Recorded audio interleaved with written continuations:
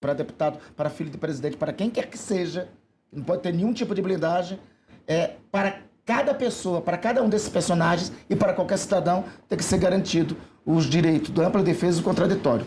As explicações têm que vir à tona em relação a tudo isso.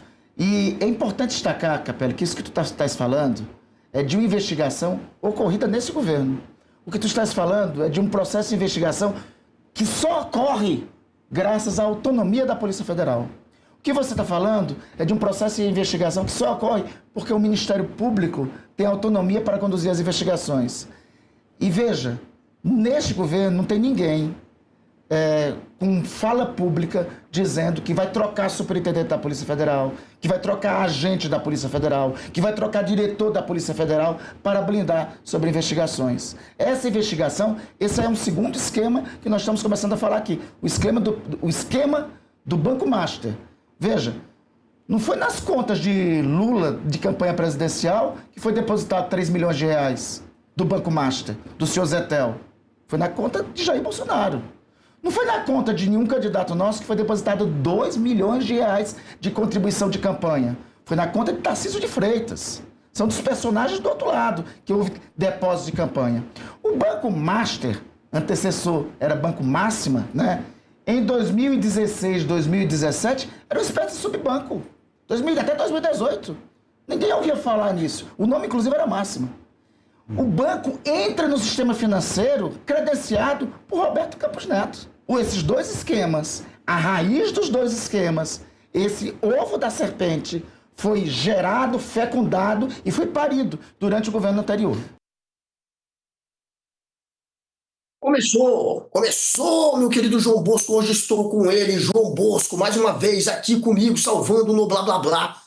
E a gente, claro, começa com essa entrevista do Randolph aqui para o Metrópolis. Está ele lá, cutucando a extrema-direita, cutucando o bolsonarismo. Olha que essa treta, essa bomba é de vocês, está dizendo o Randolph.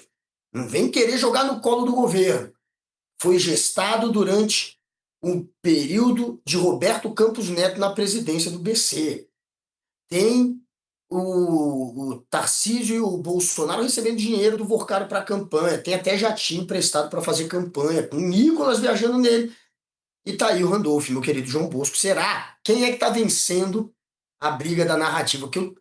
Na rede social ali, o que a extrema-direita tenta vender como se fosse uma bomba, um escândalo do governo, né, é o tempo inteiro uma tentativa ali de desviar, né, o verdadeiro foco, o verdadeiro alvo desse escândalo. Ou estou enganado, meu querido Bolso? Você tem... Boa tarde, em primeiro lugar, Luca, de novo, e para a nossa audiência. Olha, em primeiro lugar, você tem aí, como você disse, uma guerra das chamadas narrativas, né? E no meu tempo chamava-se versões, era mais simples, né? Você tem as versões de um lado e de outro, mas, embora a gente saiba que essa crise aguda dos desvios, dos ilícitos, dos aposentados do INSS, tem a origem em 2019, segundo todos os depoimentos, inclusive daqueles que estão envolvidos, alguns já presos, outros respondendo processo, outros sendo investigados ainda, o que se viu na comissão, na CPMI do INSS, no Senado, nesses depoimentos, é que as afirmações variam de um para outro depoente quanto ao início desse processo dos desvios de forma massiva entre 2019 e 2021. Né? Então, você tem um limite aí no histórico de ilícitos do INSS, você tem um limite muito claro para essa versão agora dos desvios através de descontos não autorizados, né? Houve desvios passados de INSS, né? Alguns de grandes dimensões, mas eram de outra natureza, um desvio de recursos do órgão. Agora, o governo, o Guga, ele não está conseguindo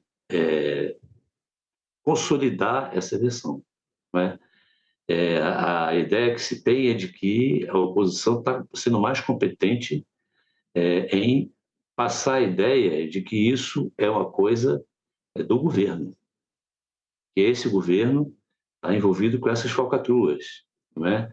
E aí você tem uma seletividade também que você observa nos vazamentos, né?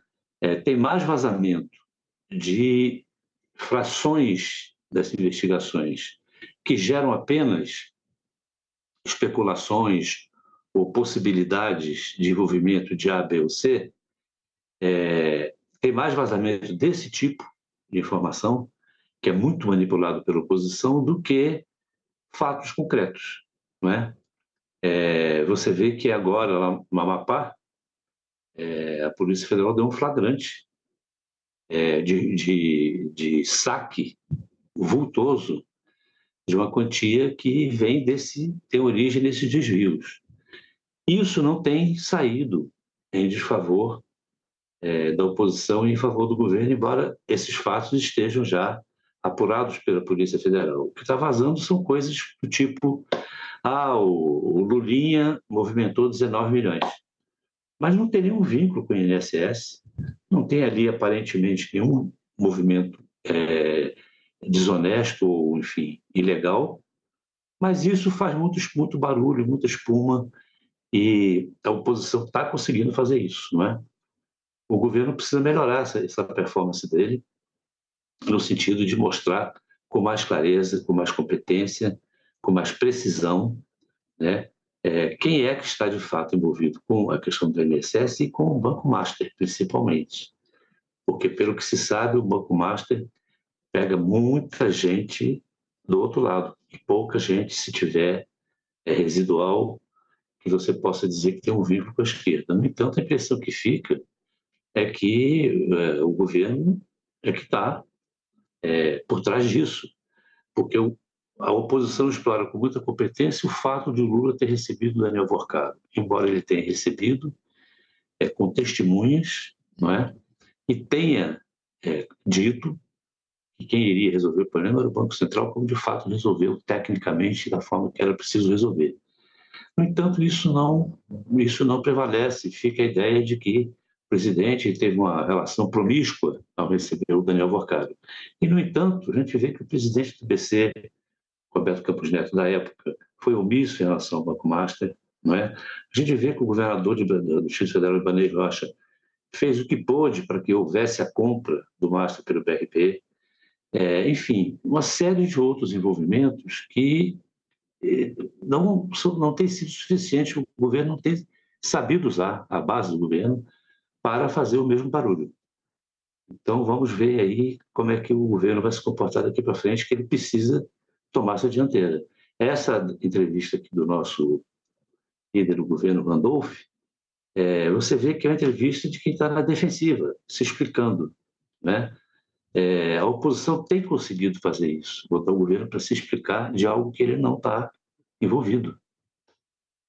Pois é incrível como essa oposição tem o poder de culpar o governo por aquilo que eles fazem. Eles também culpam uma outra pessoa chamada Alexandre de Moraes de ter instalado uma ditadura no país. Porque esse pessoal, eles conseguem racionalizar, eles conseguem criar a narrativa de que não teve tentativa de golpe do Bolsonaro, apesar do decreto do golpe, apesar de ter mobilizado um batalhão de pessoas para ficar no meio da rua pedindo o golpe, apesar de terem colocado bomba em caminhão-tanque para tentar explodir o aeroporto, apesar de terem convidado o Exército, as Forças Armadas para dar golpe, apesar de ter uma série de militares que se envolveram, que foram a gente tem gravações, a gente tem conversas deles articulando golpe. Apesar disso tudo, Brasília destruída 2 vezes, pequeno detalhe. Em novembro e dezembro detonaram a cidade. Mesmo com tudo isso, eles não acreditam que teve golpe do Bolsonaro, mas teve do Xandão. Uma caneta, sem poder de comandar exército, sem o poder de um presidente, do executivo, de um político, mesmo assim, Só numa caneta eles acreditam. Xandão conseguiu impor uma ditadura.